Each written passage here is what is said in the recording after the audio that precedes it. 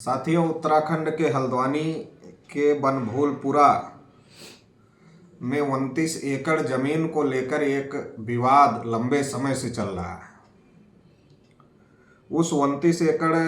जमीन पे 4,365 परिवार के लोग रहते हैं और लगभग 40 से 50 हजार लोग रहते हैं। रेलवे के द्वारा उस पर दावा किया गया है कि ये रेलवे की जमीन है और 20 दिसंबर 2022 को उत्तराखंड हाई कोर्ट के द्वारा रेलवे के फेवर में फैसला दिया गया और जो वहाँ 40 से 50 हजार लोग रह रहे हैं उनको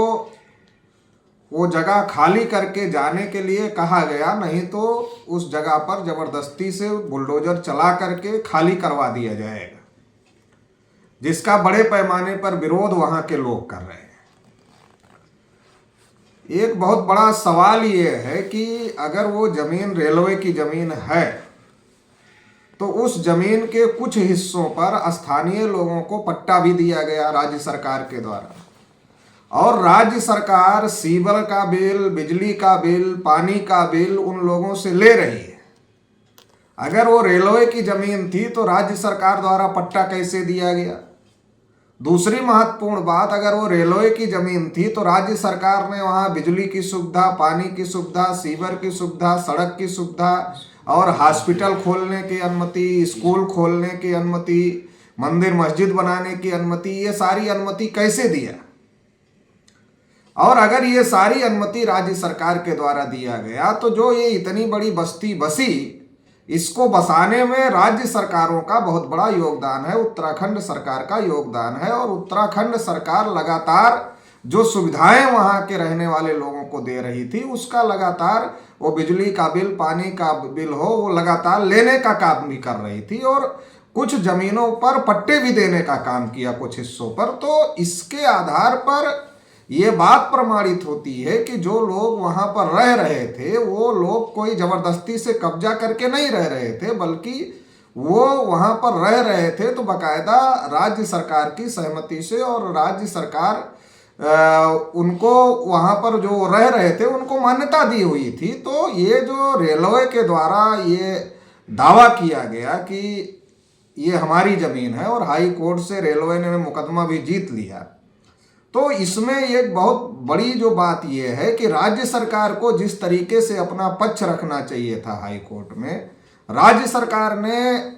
जो वहाँ के रहने वाले लोग हैं उनके फेवर में अपना पक्ष नहीं रखा, और अपना पक्ष ना रखने की वजह से रेलवे को हाई कोर्ट से ये केस जीतने में आसानी हुई। चूँकि वो जो बस्ती है जहाँ इतने लोग रहते हैं उसमें लगभग 90% लोग मुस्लिम समुदाय से हैं, और इसके अलावा दूसरे ओबीसी, एससी, एसटी के लोग भी रहते। तो ये एससी, एसटी, ओबीसी और माइनॉरिटी के लोगों का ही ज़्यादातर वहाँ रहना है, और ख़ास तौर से माइनॉरिटी में जो मुस्लिम माइनॉरिटी है उनकी बस्तियाँ ज़्यादा है। तो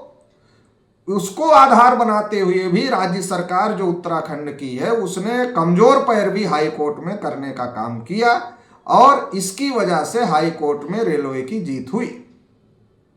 लेकिन राज्य सरकारों का जो दायित्व है वो दायित्व किसी आधार पर अपने ही नागरिकों को वंचित करने का काम नहीं है, बल्कि जो उस प्रदेश के नागरिक हैं उनको सरकार को संरक्षण देने का काम करना चाहिए और मानवीय तरीके से उनके बारे में सोचने का काम करना चाहिए। लगभग 70 साल से लोग वहाँ रह रहे हैं, काम की तलाश में लोग आए थे और लोग वहाँ रहते गए, बस्ती बढ़ती गई। तो ये 70 साल से जो लोग रह रहे हैं वहाँ पर, उनको आज कह रहे हो आप कि नहीं आप छोड़ के चले जाओ, तो वो कहाँ जाएंगे? बड़ा सवाल ये खड़ा होता है कि वो कहाँ जाएंगे। अगर सरकार इसका समाधान करना चाहे तो, चूंकि उत्तराखंड में भी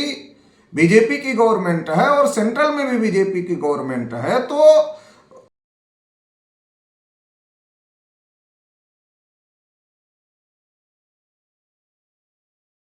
देश की बीजेपी की गवर्नमेंट और सेंटर की बीजेपी गवर्नमेंट मिल करके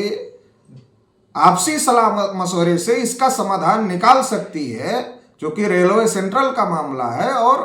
ये जो बस्तियां उजाड़ी जा रही है ये स्टेट सरकार का मामला है, तो ये दोनों सरकारें मिल करके इसका समाधान निकाल सकती हैं। अगर मानवता के आधार पर सोचे, अगर मानवीय आधार पर सोचे, तो इसका समाधान करने की बात हो रही है। उनको रोका जाए, उसके लिए रास्ता निकाला जाए और मानवीय व्यवहार उनके साथ में किया जाए, ताकि वो जो इतने दिन से रह रहे हैं तो उनकी व्यवस्था सुनिश्चित हो सके। ऐसा हम अपेक्षा करते हैं उत्तराखंड सरकार से और सेंट्रल गवर्नमेंट से।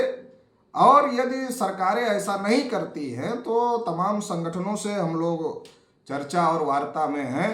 और आने वाले समय में इसको लेकर के उत्तराखंड में हम लोग बड़ा एक्शन करने का काम कर सकते हैं, बड़ा आंदोलन करने का काम भी हम लोग करेंगे। और